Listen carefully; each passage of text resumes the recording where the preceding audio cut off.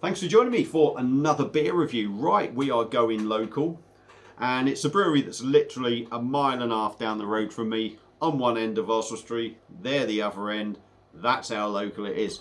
And it's a brewery that I've championed quite a few times with their beers, and it's from Stonehouse Brewery, who generally are a traditional brewery, I should be saying, but they bring out these sidelines, this sidelines range, which is, you know, I've reviewed the Two Thongs, there's been Lilikoi, Passion Fruit Sour, many beers. This one is part of their sidelines range. It was released, I think, early on in the week, maybe Monday. If not, the longest it's been out is a week. So it's a brand new beer. And this is a bottle of their Carte blanche. Don't know if you can see the label. It's a Belgian witbier coming in at 5%. Beautiful, simple artwork on the labels. Plain black bottle cap. 5%, like I say, £2.50 a bottle if I am correct. It's a 500ml bottle as well, so that's really good value. See, not much on the back there, but I will read it out. Hazy Belgium style wheat beer, orange, citrus and spicy, vegan friendly. Please drink responsibly. It gives you the Stonehouse Brewery address. Allergens, contains barley and wheat. Best before date is the 5th of the 7th next year. 5%, and it's a 500ml bottle, which I've done them 2 bits anyway. So, I do like their sidelines range stuff. I do feel I should put it in a Stonehouse sidelines glass, but I'm going to go with the old Veek's witbier glass because I just think that will suit it. The beer isn't chilled. It's coldish, but it's not chilled. So let's get her cracked open and see what we get. Plenty of smoke. It hasn't gone wild though. I do get excited to try their new beers. My screen's just gone off, so you can see me, and I'm laughing away and pouring the beer, but I can't see jack shit. So let's just give it a touch. Right, there we go. Now I can see what I'm doing. I can explain what's going on. Beer in a glass.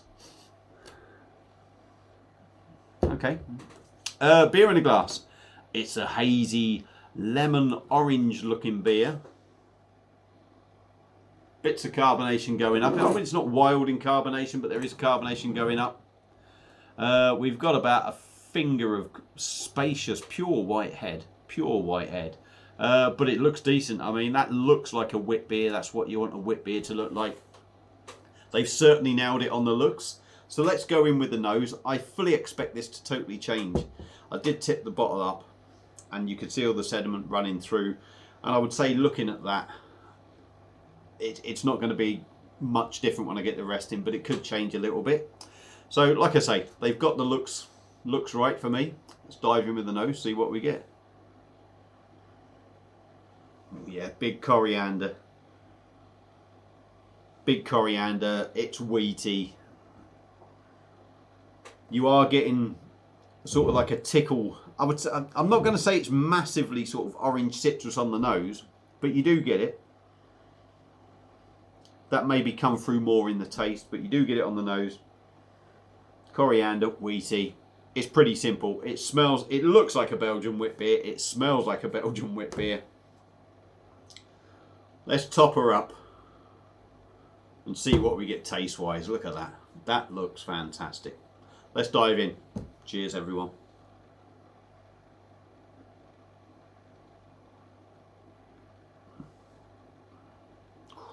Fair dues.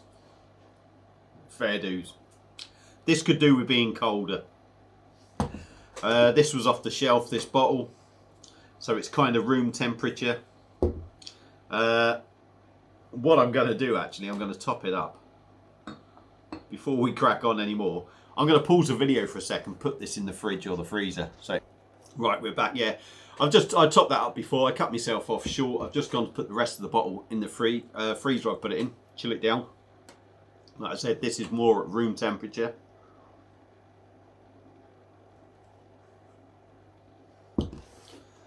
But yeah, they've hit this. To me, they've nailed this beer. They really have. As I said, looks just like a Belgian wit beer. The aromas are just like a Belgian wit beer.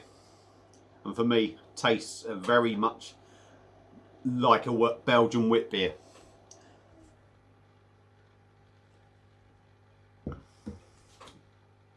Body's nice on this. You do get it's still quite light. Wit beers generally are kind of light, but there is a bit of weight behind this. Carbonation is perfect for me. Perfect. It's just lots of little bubbles, tickling your palate really. Not too heavily gassy. Some wheat beers can be really sort of quite carbonated. This isn't.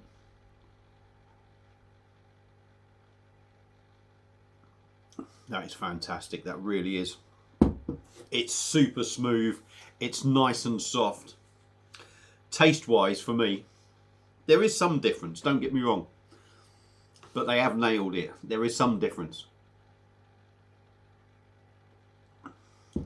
For me, there is quite a big malty presence, so it's maybe not so overpowered with wheatiness, but you're getting the wheat in the flavour. It's definitely a wheat beer, you just know it is, but it's got a nice malty sort of backbone to it, which has a nice breadiness, which actually improves the beer. It's got a lovely sweetness to it.